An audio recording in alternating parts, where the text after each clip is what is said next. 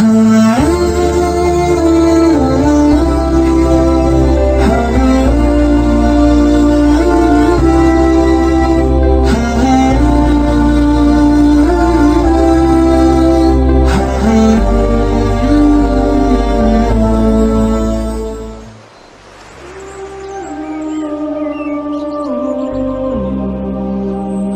де барлық мақтау Аллах Тағалаға тән.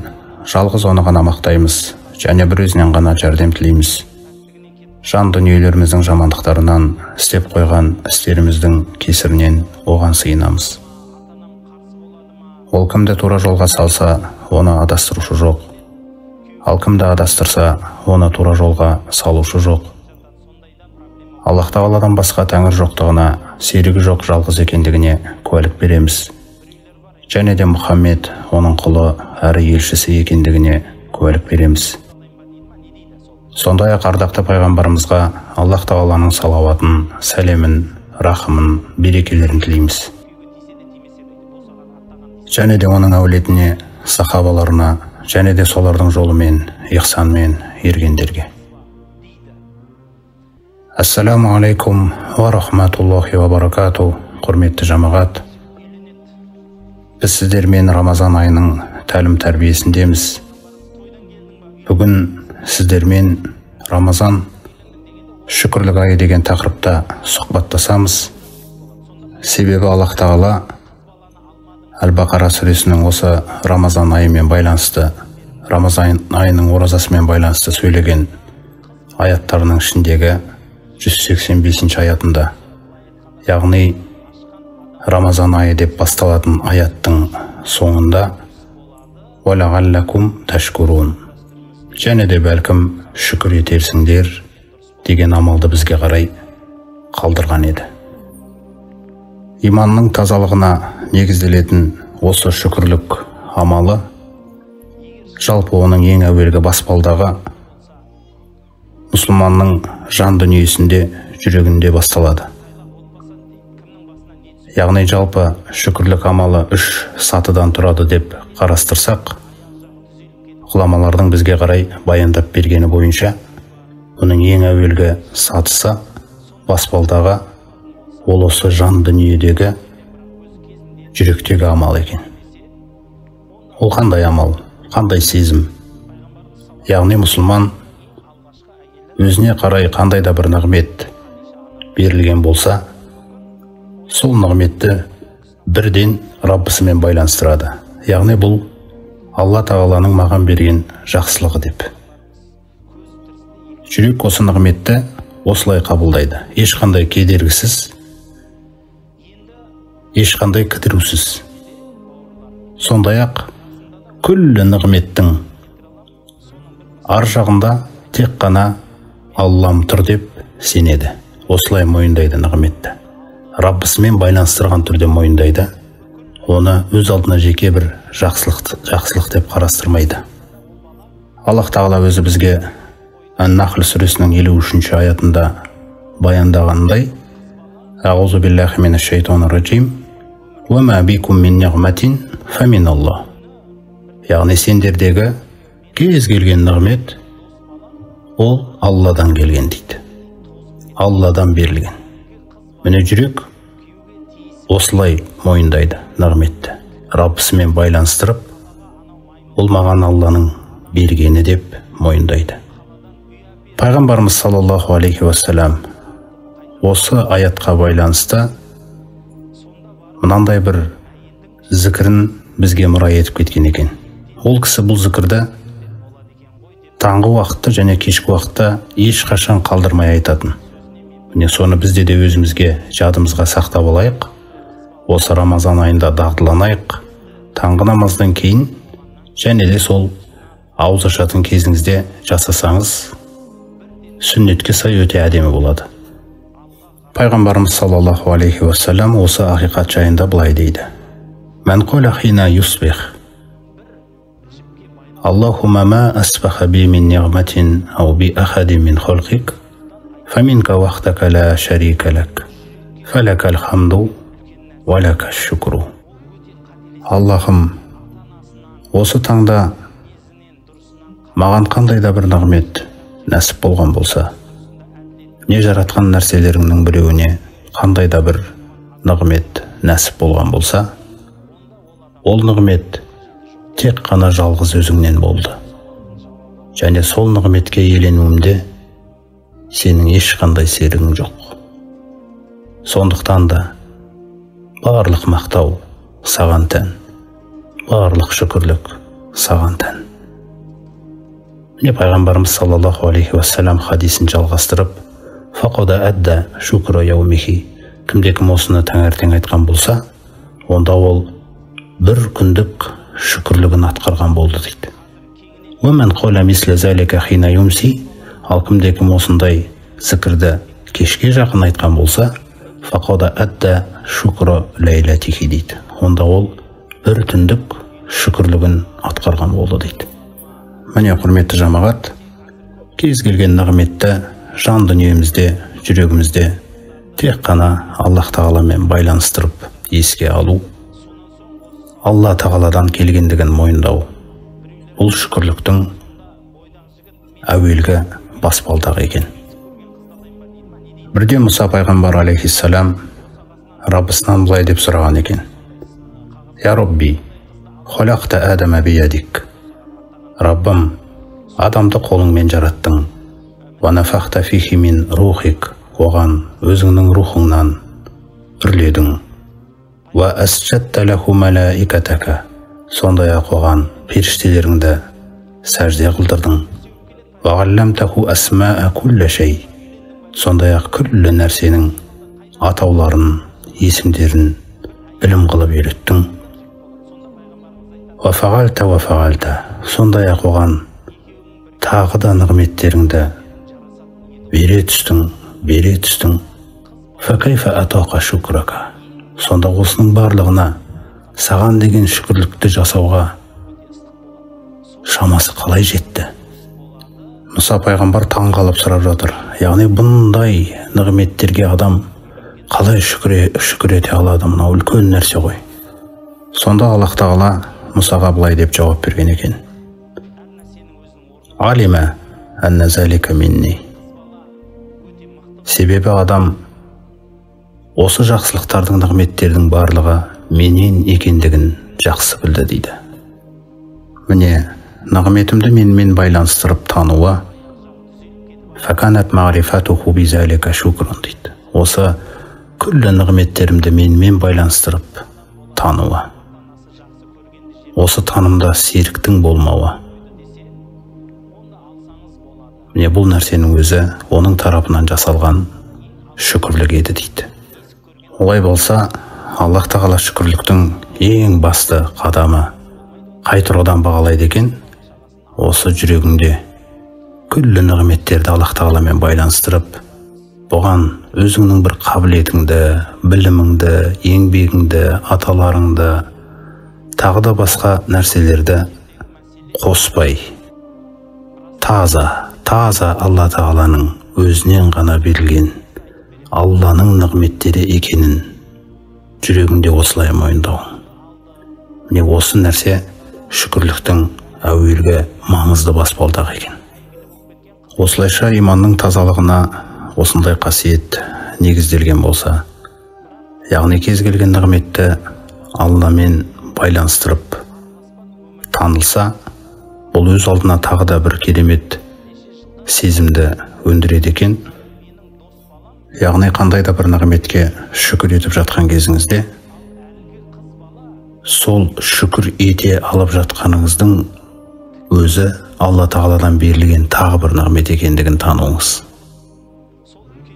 Осындай нәрсені ойланған Дауд пайғамбар алейхиссалам Раббысына былай деп сұраған екен: Я Робби, кайфа ашкурука ва шукри ниғматин алайя мин индик. Я Раббым, мен саған деген шүкірлігімді қалайша атқара алайын? Өйткені сенің маған берген нығметіңе шүкір етіп жатқанымның өзі де сенен берілген нығмет емес пе дейді.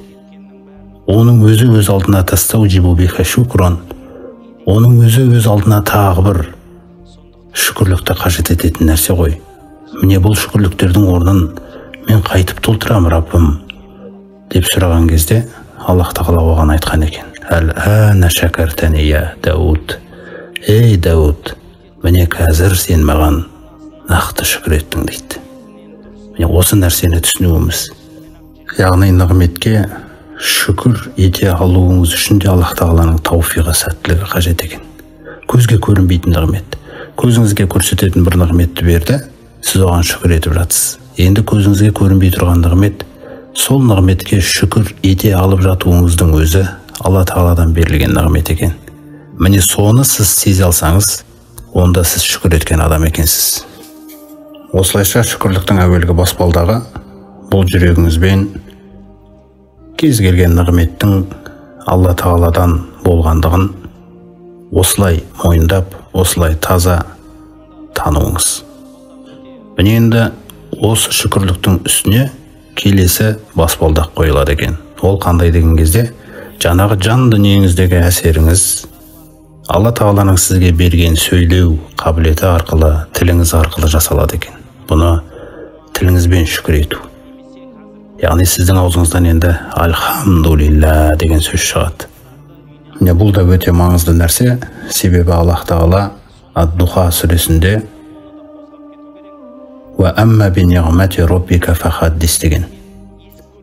Ал енді Раббыңның саған берген нығметіне келер болсақ, сен ол жайында сөйле дейді. Сөйле. Адамдардың арасында жүрген кезде де адамдарға осы Аллах тағаланың нығметтері туралы көп айтты.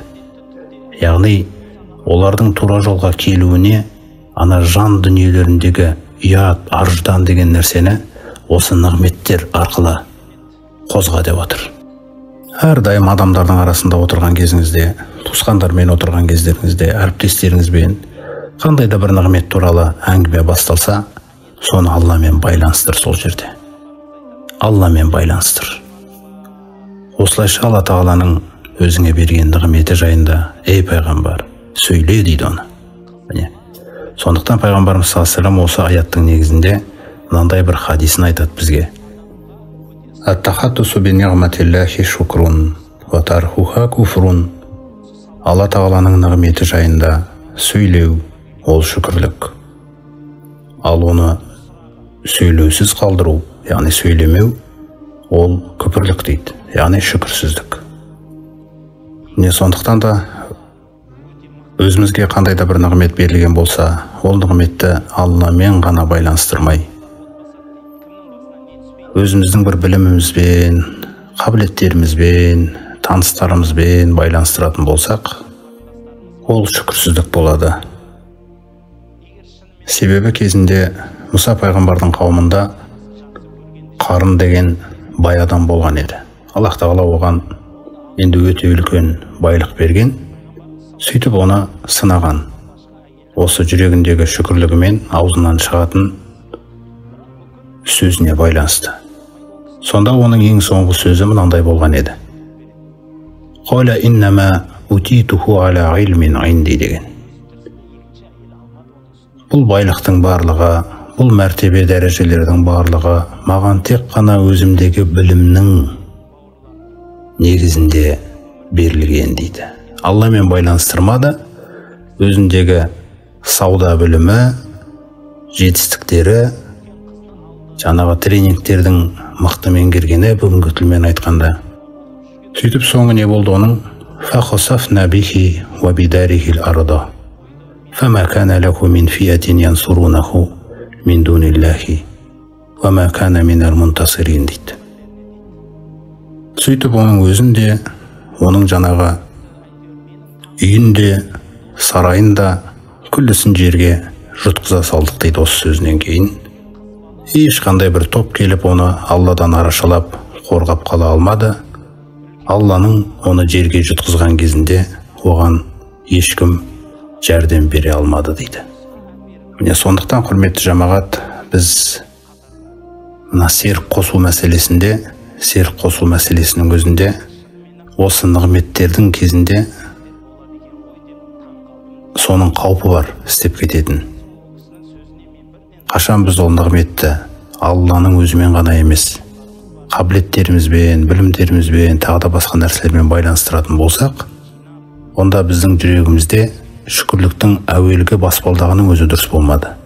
Енді аузымыздан шығатын сөз де дұрыс болмайды. Себебі бағанағы дұғасында пайғамбарымыз саллаллаху алейхи ва саллям не деп айтты? «Фаминка вахтака ла шарика лак» деген сөзді қосты. Бұл нығмет тек қана сенің бір өзіңнен, серігің жоқ деген сөзді міндетті түрде айтты. Күллі мақтау тек саған, күллі шүкірлік тек саған деді. Сондықтан қандай да бір нығметке сіз жолығатын болсаңыз, ең бірінші сол нығметпен байланысты жасайтын мәмілеңіз, оны Алламен байланыстырып, Аллаға мақтауларыңызды, шүкірліктеріңізді жаудыруыңыз. Сол нәрсе көңіліңізде де, ішкі дүниеңізде де, тіліңізде де осылай әсемделу керек. Жақсы, құрметті жамағат, енді бұл жерде біз мысалы жаңағы әуелгі баспалдағы бізде дұрыс болды дейік. Алла тағаланың өзімен байланыстырдық, нығметті мақтадық, одан кейін оны тілімізбен дәріптедік. Енді үшінші баспалдағы басталады. Бұл қандай деген кезде, енді шүкірлікті осы дене мүшелеріміз арқылы жасауымыз. Яғни жаңағы нығметтер біздерге берілді. Енді сол нығметтерді Аллаға бойсыну жолында қолдануымыз, Алла тағалаға бойсыну жолында пайдалануымыз, осылайша Алланы разы ету мақсатымыз арқылы, ниетіміз арқылы шүкірлік жасалады екен. Сонда біздің бірінші шүкірлігіміз жүрекпен жасалды, одан кейін тілмен жасалды. Енді міне үшіншісі дене мүшелерімізбен, Алла тағаланың иелігіңізге берген мал мүлкіңізбен, күллі қабілеттеріңізбен, мансабыңызбен, отбасыңызбен осындай дәрежеде жасалатын еңбек шүкірлігі деп аталады. Осы шүкірліктің сырын өте керемет дәрежеде таныған өз заманында Дауд пайғамбар алейхиссаламға Аллах тағала Саба сүресінде келтірген аятында айтады: «Иғмалу әла Дауда шукрон». Қараңыздар қандай керемет. Еңбек етіңдер, ей Дауттың әулеті, күллі отбасын айтып отыр. Ей Дауттың әулеті, еңбек қылыңдар шүкірлікті дейді. Шүкірлікті айтыңдар деген жоқ, амалға асырыңдар дейді. Амал қылыңдар дейді. «Уақалилу мин ғибадия аш-шакур». Өйткені менің құлдарымның ішінде өте шүкірлі құлдар өте аз дейді. Міне пайғамбарымыз да саллаллаху алейхи ва саллям өз кезегінде осы амал арқылы шүкір етушілердің ең үлкен биік үлгісі болды. Сондай түнгі намаздарды атқарған кездерінде бірнеше сағаттар тұратын. Айша анамыз радиаллаху анха айтқанындай, пайғамбарымыз саллаллаху алейхи ва саллям түнгі уақытта қиямға тұрған кезде оның табандары ісініп кететін дейді. Сонда мен оған: «Я Аллах тағаланың елшісі, неге осынша өзіңізді шаршатасыз? Сіздің өткен күнәларыңызда, кейінгі күнәларыңызда күллісі кешіріліп кетті ғой» деп айтқанымда, пайғамбарымыз саллаллаху алейхи ва саллям маған былай деп жауап берген дейді: «Афала акуну абдан шакура». Сол нәрселер үшін мен өте шүкірлі құл болмайын ба деп. Аллах тағаланың елшісі өзінің Алламен екі арадағы осындай шүкірлік мәмілесіне байланысты мынандай бір хадисін айтқан саллаллаху алейхи ва саллям: «Арада алейя рабби лияджғаля ли бадхаа Мәкката захабан». Раббым маған осы Меккенің Бадха деген жерін толық алтынға айналдырып берейін ба деген ұсыныс қылды дейді. Осы жерде әркім өзімізді елестетіп көрейік, бізге сондай ұсыныс жасалса не істер екенбіз? Ал енді пайғамбарымызға саллаллаху алейхи уассалам назар аударайық. Қульту ла я Рабб, мен айттым дейді. Жоқ Раббым. Валакин ашбағу яуман ва ажуғу яуман. Алайда мен бір күн тоқ болайын, және де бір күн аш болайын. Фаиза жуғту тадаррахту илейка ва закартука. Қарным аш болған күні мен өзіңе жалбарынамын, және де еске аламын. Ва иза шабиғту, қарным тоқ болған күні шакартука ва хаматтука. Саған шүкір етіп, сені мақтаймын. Міне осылайша құрметті жамағат, қашан біз әрбір нығметті, үлкен болсын, кішісі болсын, оны Алла Тағаламен байланыстырып, жүрегімізбен де, тілімізбен де, бүкіл дене мүшелерімізбен де шүкір ететін болсақ, онда ол нығмет бізге өзінің сырларын одан әрі аша береді. Яғни жан дүниемізге пайда әкелетін қасиеттерді тағы өндіреді. Ал егерде ол нығметтер Алламен байланыстырылмаса жүрегімізде, онда сол нығметтер өзі көбінесе ертеңгі тозаққа баратын адамдарды тозаққа апаратын. Сондықтан шүкірліктің осы үш түрі орындалған және де тұрақтылығын сақтаған жағдайда ғана ертеңгі қияметтің есебі жеңіл болады. Әйтпесе пайғамбарымыз саллаллаху алейхи уассалам өзінің сахабаларымен бірге отырған кезінде Ат-Такасур сүресінің «Сумма ла тусалуна яума изин анин нағим». Сосын сендер міндетті түрде сол күні нығметтер жайында сұраласыңдар дейді. Сонда оның қасында отырған сахабалардың бірі Az-Зубайр радиаллаху анху: «Я Расулалла, я Аллах Тағаланың елшісі, әйю нағимин нусалу анху». Бұл аяттың негізінде біз қай нығмет жайында сұраламыз? Ва иннама яғни хума әл-әсвадани әт-тамру вәл-мау. Біздің көбіне осы күндерімізде пайдаланып жүрген нығметтеріміз қара құрма мен қара су ғана ғой дейді. Яғни біздің күнімізде де бүгін қара нан мен қара су дейміз ғой. Міне сол мағына. Сонда Аллах Тағаланың елшісі: «Әмма инна залика саякуну». Бұл аятқа байланысты шынымен де бұл сұралу міндетті түрде болады дейді. Құрметті жамағат, міне сондықтан да Аллах Тағала бізге Ал-Бақара сүресінде «Вашкурули ва ла такфурун». Және де маған шүкір етіңдер, және де күпірлік қылмаңдар дейді. Осы күпірліктің біз сақтанатын түрі, яғни кез келген нығметті Алламен байланыстырмай, басқа бір нәрселермен байланыстырып жіберуіміз. Яғни өз бойыңыздағы біліміңіз, қабілеттеріңіз, тағы да басқа нәрселер арқылы. Соның өзі күпірлікке жатады. Яғни шүкірсіздік деген мағынада. Сондықтан біздің біреуімізге Аллах Тағала тарапынан қандай да бір нығмет келген болса, яғни ол нығмет жүрегімізге қуаныш сыйлайды. Мысалы, сәбиіміз дүниеге келді. Нығмет, қуаныш. Ауырып жүрген едік, жазылып кеттік. Жұмысымыз болмаған еді, бір жұмысымыз жақсы жүріп кетті. Бір табыс келді, олжа келді, сыйлық келді. Әйтеуір Аллах Тағаланың нығметтері шексіз. Сол нығметтердің бірі бізге келген кезде ең бірінші сіздің реакцияңыз, рефлексіңіз бірден бір бөлмеге қарай кіріп кетіңізде, сәждеңізді жасап: «Раббым, серігім жоқ. Бұл жақсылықты тек өзіңмен байланыстырамын. Менің білімімнің де, қабілетімнің де, танысымның да, күш қуатымның да ешқайсының бұл жерде қатысы жоқ, Раббым.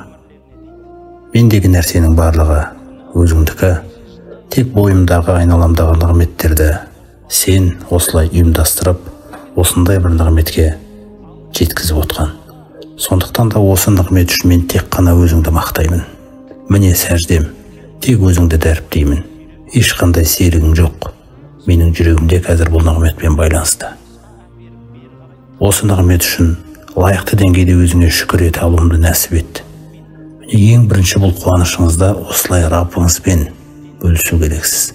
Содан кейін барып жаңағы адамдарға қарай шығып, адамдарда осы нығмет қайдан келгендігін адамдарға таныстырасыз. Жаңағы сезімнен кейін сіз сол тіліңіз енді дұрыс нәрсені сөйлейді адамдарға қарай. Олар басқа бір нәрселерді байланыстырып жатса, сіз оларға Алламен байланыстыруды үйретесіз. Мысалы, жаңағы нығмет мал болса, сіз бірден жаңағы сәждеде түсініп жатсыз. Бұны Аллах Тағала маған берді. Бұл малда белгілі бір үлес бар. Пақырларға, тағы да басқа біреулерге ертең біреуі звондауы мүмкін, ертең біреу жолда кездесуі мүмкін. Оны Алла Тағала ұйымдастырып қойған. Сіз одан құтыла алмайсыз. Тек сіз сол оқиғалардың кезінде жаңағы шүкірлігіңізді атқара алу керексіз. Бір сәби берілді. Ал сәбиге бәріміз қуандық, ат қойдық, маған ұқсайды, саған ұқсайды деген сөздер айттық. Оның барлығы түкті шешпейді. Енді ол бала берілгеннен кейін, ол баланы тәрбиелеу сіздің шүкірлігіңізге жатады. Кімге тәрбиелейсіз оны? Аллаға қарай тәрбиелейсіз. Өзіңізге қарай емес, Аллаға қарай тәрбиелейсіз. Аллаға қарай тәрбиелесеңіз, ол сізге де, еліне де, қоғамына да пайдалы бала болады. Себебі пайғамбарымыз саллаллаху қандай да бір үйде сәби дүниеге келген болса, оған бурика лака фил маухуби дейді. Алланың саған берген сыйы берекелі болсын дейді. Сосын айтады: ва шакартал уахиба. Сол сыйлаушыға сен де шүкірлі бол. Яғни сол баланы енді шайтанның азаруынан сақта. Ана кезіндегі Ханна Мариямды босанған кезінде Али Имран сүресінде Аллах Тағала келтірген сөзін. Сонда былай деп айтқан екен ол кісі: ва инни саммайтуха Марияма. Раббым, мен оны расымен де Мариям деп атадым. Ва инни уғизуха бика ва зурриятаха минаш шайтанир раджим. Және де оны, яғни Мариямды, және де оның ұрпағын, яғни Иса пайғамбарды қуылған шайтаннан өзіңе қарай сыйындырдым дейді. Міне шүкірлік қалай басталады. Яғни тәрбие баланы Аллаға қарай тәрбиелеу мағынасын қозғап отыр. Сол себептен Аллах Тағала фатақаббалаха раббуха биқабулин хасанин. Аллах Тағала Мариямды тәрбиесіне әдемі қабылдаумен қабыл алды. Ва амбатаха набатан хасана. Оны әдемі түрде тәрбиелеп өсіріп шығарды. Ва каффалаха Закария. Және де оны Закария пайғамбардың қамқорлығына, соның тәрбиесіне қарай ұстатқан еді дейді. Міне құрметті жамағат, кімге сәби сыйланса, онда сәбиді Аллаға қарай тәрбиелеуіңіз, Аллаға сол сәби үшін шүкір еткен болдыңыз. Егер де оны осы дүние үшін тәрбиелесеңіз, онда ол жерде ешқандай шүкірлік жоқ. Құрметті жамағат, Аллах Тағаланың біздің басымызға қандай да бір бақ берсе, нығмет берсе, сол нығметтің, сол бақтың әрі қарай жалғаса беруіне тек бір-ақ нәрсе қажет етіп отыр. Тек бір-ақ нәрсені Аллах Тағала бізден талап етіп отыр. Яғни, одан әрі шүкір ете беруіміз. Сол нығмет үшін біз Аллаға қарай шүкір ете беретін болсақ, онда Аллах Тағала оны арттыруға уәде береді. Мысалы, Ибрахим сүресінде айтқандай: «Ла ин шакартум ла азиданнакум». Егер де шүкір еткен болсаңдар, онда міндетті түрде мен арттыра беремін дейді. «Ва ла ин кафартум». Ал егер де шүкір етпей қоятын болсаңдар, онда менің азабым қатты дейді. Яғни нығмет тауқыметке ауысып кетуі мүмкін. Аллах Тағала қандай да бір нығмет берген болса, сол нығметті қабылдап жатқан кезіңізде Алланы көріңіз. Нығметтен бұрын Алланы көріңіз. Берушіні көріңіз да, сол кезде ол нығмет бізді адастырмайды. Пайғамбарымыз саллаллаху алейхи уассалам айтқандай: «Ан таъбудаллаха кааннака тараху». Яғни ихсанды түсіндірген кезінде Аллах Тағаланы көріп тұрғандай құлшылық қылуың дейді. Осы нәрсеге көмектесетін қасиет осы нығметтер берілген кезде Алланы көруіңіз нығметтен бұрын. Тағы бір маңызды мәселелер. Мысалы, Аллах Тағала сізге бір қабілеттер беріп, сол қабілеттер арқылы басқалардан ерекшеленудесіз. Мысалы, Аллах Тағала сізге денсаулық деген нығмет берді. Сіз бұл денсаулығыңызды Аллаға бойұсынуда пайдаланып жүрсіз, яғни шүкір етіп жүрсіз, өте жақсы. Бірақ мынандай бір құпия нәрселер болады. Сол денсаулығыңызбен алданып, басқа бір денсаулығы жоқ адамның қасынан өткен кезіңізде тіл тигізіп қойыңыз. Мысалы, осы неге денсаулығына қарамайды екен деп. Мен осы жағдайда шүкірлік мағынасы құлап кетті. Өйткені сіз ол сөзді айтқан кезде өзіңіздің денсаулығыңызда өзіңіздің қарауыңызбен байланыстырып жібердіңіз. Алла Тағаланың рахымымен, нығметімен емес. Сондықтан Аллах Тағала ол денсаулыққа сізді тәрбиелеу үшін нұқсан келтіруі мүмкін. Немесе Аллах Тағала сізге бір ықылас деген нығмет берді. Сол ықылас арқылы сіз Құранға бір ерекше берілудесіз. Сөйтіп бір Құран оқи алмай жүрген адамдарға қарап, осылар неге оқымайды екен деп сондай сөздер айттыңыз. Немесе сол ықыласыңыз арқылы тахаджуд намазын оқып жүрсіз. Сосын осылар неге тахаджуд оқымайды екен дедіңіз. Немесе біреудің жаңағы бір жасап отқан дұғасына қарап, мынау рия жасап отқан шығар, неге бұлай отыр дегендей. Яғни осындай жерлерде байқалмайды, Алла Тағаланың сізге берген ықылас деген нығметіне сіз шүкір етпедіңіз. Өйткені шүкір етсеңіз, сіз керісінше былай деп айтар едіңіз. Раббым маған осы Құранды оқуды жақсы көрсеткеніңдей, мына кісіге де Құранды жақсы оқуын жақсы көрсетіп қойшы Раббым. Егер де сен маған бермегенде, мен де осылай жүрер едім ғой. Егер де сен маған ана тахаджудқа деген ықыласты бермегенде, онда мен де анау тахаджуд оқымайтындар сияқты жүрер едім ғой. Егер де сен менің осы денсаулығыма осындай бір нығмет беріп қоймағаныңда, мен де мыналар секілді денсаулығыма қарамай жүретін бір адам болар едім ғой деген. Міне шүкірліктің мәні қай жерде жатыр да? Осы нәрселер дұрыс істелмей қалса, Алла Тағала бізді ықыласты, жаңағы ықылас деген нығметті алып қоюы мүмкін. Не бір салиқалы адамдардан алып қойған бұндай ықыласты. Сондықтан шүкірлік деген нәрсе, ол жаңағы нығметке шүкір етуіңіз арқылы бағанағы Дауд пайғамбардың Раббысынан сұрағаны секілді. Раббым, қалайша мен саған шүкір етемін? Тіпті саған шүкір етіп атқан шүкірлігімнің өзі де сенен ғой дейді. Міне осы жерде енді шүкір еттің, ей Дауд деп жатыр Аллах Тағала. Сол секілді кез келген берілген сізге нәрсе, дүнияуи нығметтер ма, жоқ діни тұрғыдан берілген жаңағындай нығметтер ма, ықылас па, тақуалық па, Құран оқу қасиеті ма, тахаджуд па, осының барлығын жоғалтып алуымыз мүмкін, егер де біз оларды басқалардан артық болып, соларға таразы қылып сөйлейтін болсақ. Ал қашан біз оларға да сол нәрсені тілеп, сен маған бұны бермегенде, онда мен де сондай болар едім ғой. Алла, шүкір саған деген осындай бір жүрегімізде осы тәлім жұмыс жасап тұрған болса, иншалла Аллах Тағала да біздің ықыластарымызды да, күллі бойымызға беріп атқан жақсы қасиеттерімізді одан әрі арттырып, әлі де неше түрлі рухани жақсы қасиеттерге қарай бөлуі мүмкін. Сондықтан өз жолымызды өзіміз бөгеп аламыз. Міне осы шүкірлік мағынасы осындай терең ұғымда танылу керек жан дүниемізде, құрметті жамағат. Мысалы, Аллах Тағала біздің білуімізге рахымдылық, яғни мейірімділік деген бір қасиетті берді. Үлкен нығмет, өте үлкен нығмет.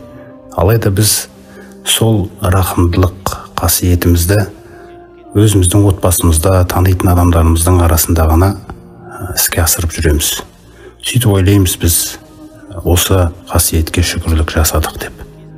Алайда пайғамбарымыз саллаллаху алейхи ва саллям бізге айтады, Аллах Тағала рахымын түсіреді тек қана рахымдыларға дейді.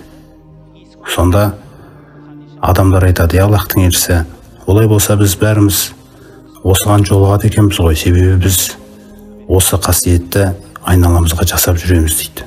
Сонда пайғамбарымыз саллаллаху алейхи ва саллям айтады, мен көздеп тұрған рахымдылар дейді, яғни Аллах тағала рахымын түсіреді тек қана рахымдыларға дегендегі рахымды адамдар дейді мен көздеп тұрған.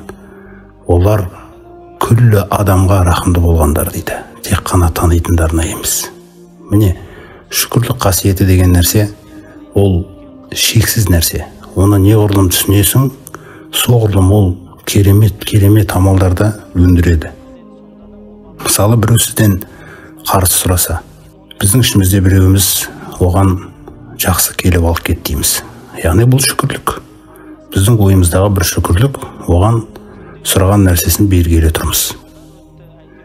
Енді ішімізде біреуіміз қай жердесің, мен апарып берейін дейді. Көрдіңіз ба? Бұның өлшемі жоқ. Ол адам қаншалықты Аллаға қарай ұмтылады, соншалықты бұл керемет құбылысқа айналатын нәрсе да.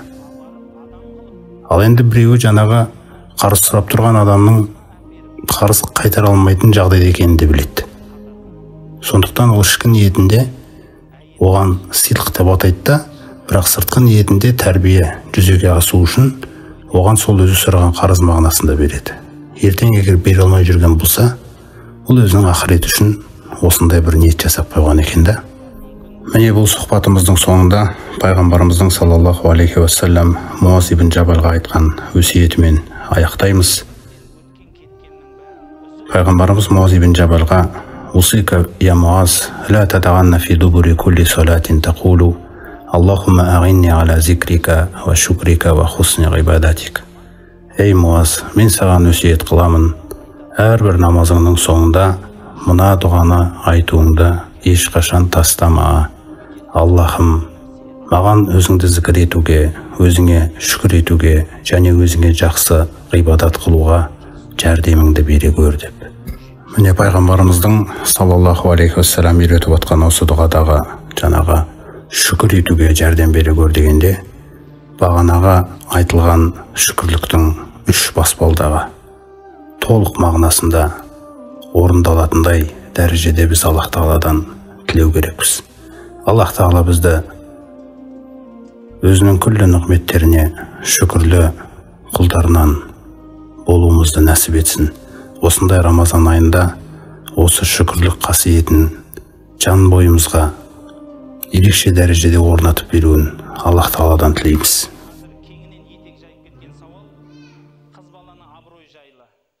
Қазір мектеп кезінен абыройынан, пәктігінен